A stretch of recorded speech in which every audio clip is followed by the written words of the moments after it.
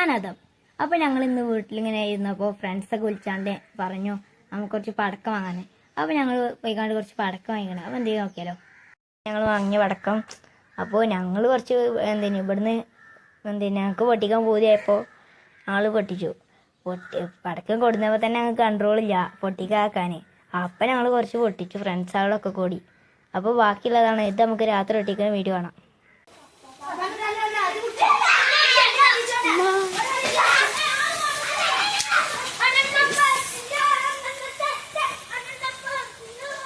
Guys എൻ്റെ കയ്യിലുണ്ട് guys.